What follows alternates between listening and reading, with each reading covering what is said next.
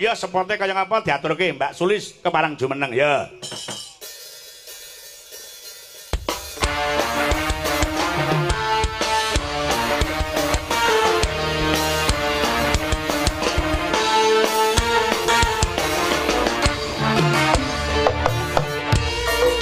Sekar Kaduk Indonesia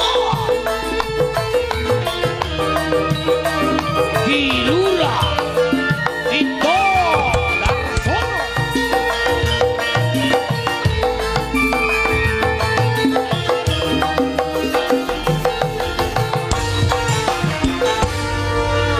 Wilujeng dalu Cahayu Sulis Eva Margareta mbuh sapa dawa tenan jenenge.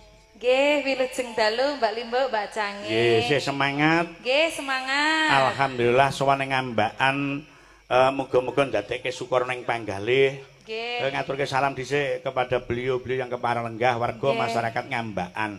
Nggih, saderengipun dalem ngaturaken wilujeng dalu Pak Bu. Assalamualaikum warahmatullahi wabarakatuh. Salam Om Swastiastu, Namo Buddhaya, Rahayu, Wah. Rahayu, Rahayu. Arep dadi camat Rasido iki Loh. biyen. Mulane salame ya trenten. Niki nggih camat lho, Pak. Hah? Ya camat calon mudyar. Lah nggih, oh, sedaya bakal lak nggih ten mriku. Kowe mati dhisik aku tak keri dhewe ae. Mboten. Mboten ampun ngomong niku to, Pak, kula ser-seran ngeten iki.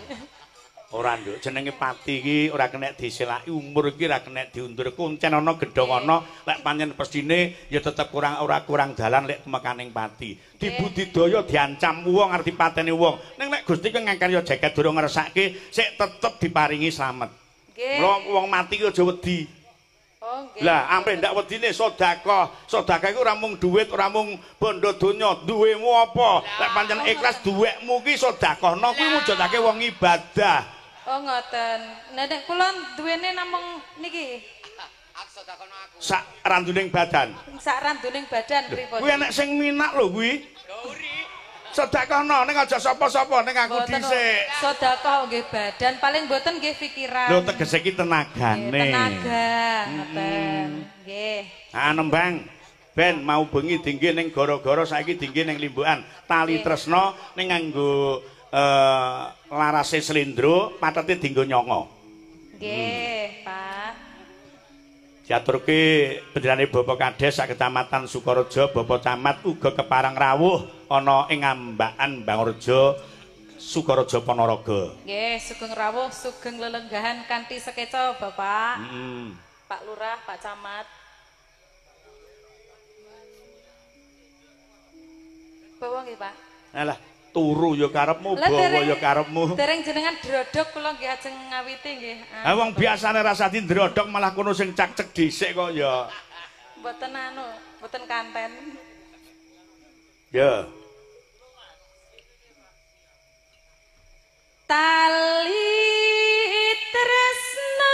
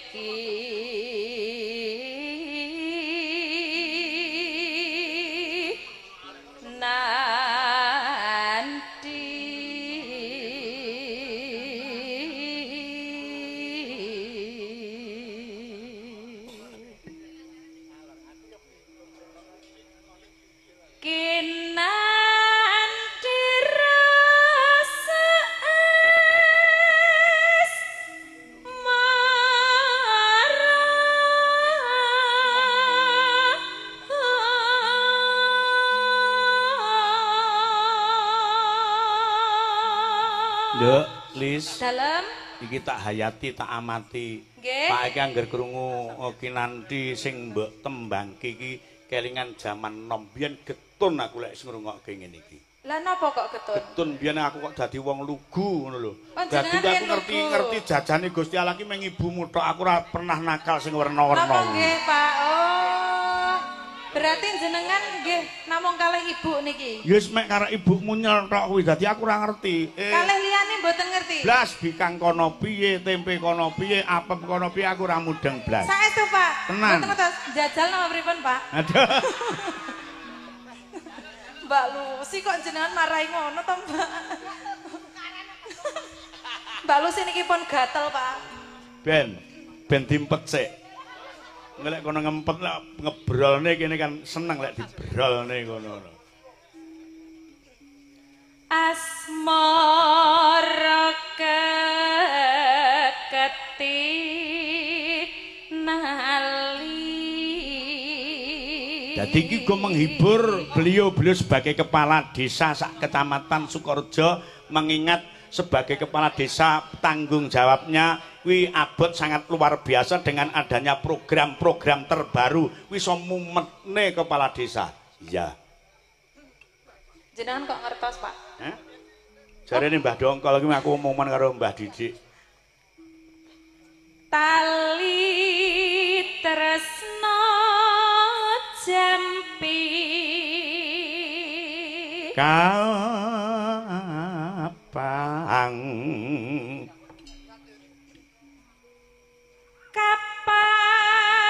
gesi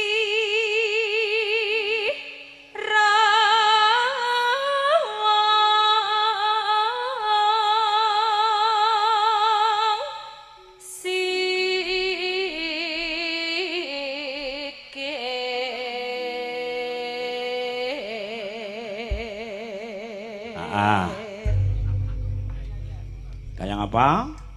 Bablaske tembange alus tali tresno Mbak Sulis Eva dados tali tresno jroning rasa wosen iket kekedhet yoraket tomban jero sanobari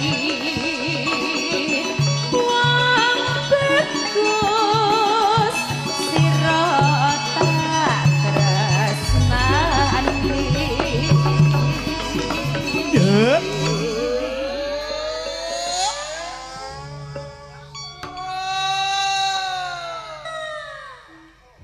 Setino kaya sawindu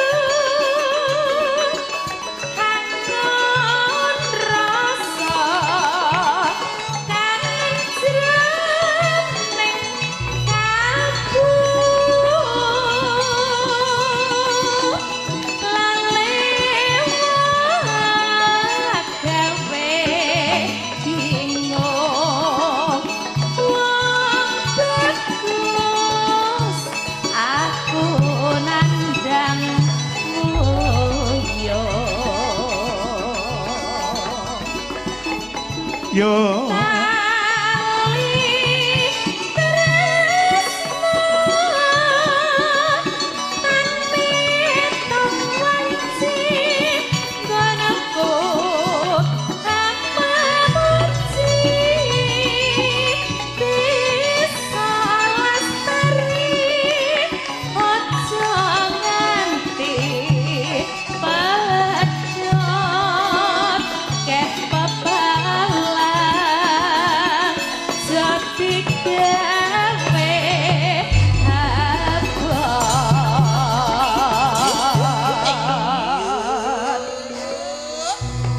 Nduk Lis Dalam engko cukup alusan ae ompake bablaske lesung jumenglung. Nggih. Kuwi lek digarap rong pupu ki biasane ndak kuwareken wong iki lebih baik setengah kurang daripada berlebihan. nggih, Pak. Mergo lek setengah kurang saiki kurang sesuk iki sik njaluk imbuh sik enek jatahe. Nggih, kulino nek gampang kurangan Pak ini. Aku kan men kurang ayo embuh. Teges iki kurang tanggapan pira-pira iki wajib disyukuri ning normale menungso iki kabeh apa-apa kurang bondo, akeh kurang lemah jembar, kurang dhuwit miliatan, kurang mobil mewah apik-apik, kurang bojo siji ya kurang. Tuh. menungso normal ki kaya ngono mung gumantung ning imane dhewe ngono. Nggih. Heeh. Tapi jenengan kok cukup satu toh, Pak? Wis aku Kula arep acungi jempol jenengan niku. karo ibumu aku mblenger aku bisa. Mboten melih, Pak. Ndak ritek. Lek ngono ki wi aja ning ngarepe ibumu. Jenengan kok senengane anu to, main belakang to, Pak. Lho, sesidemane. Mlaku ngetan dalingono Tresno tanan jot digawe goyang pajantulan tengah ya kaya ngapa lesung jemengrung anak wedok Mita ya Mbak Imas Luki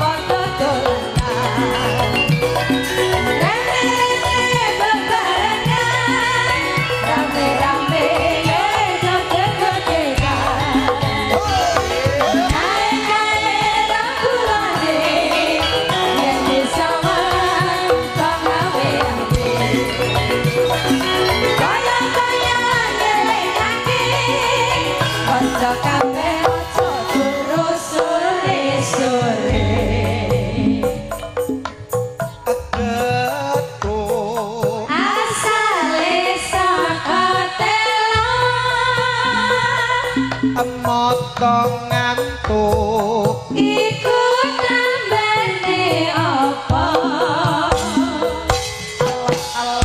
getuk asale saka tela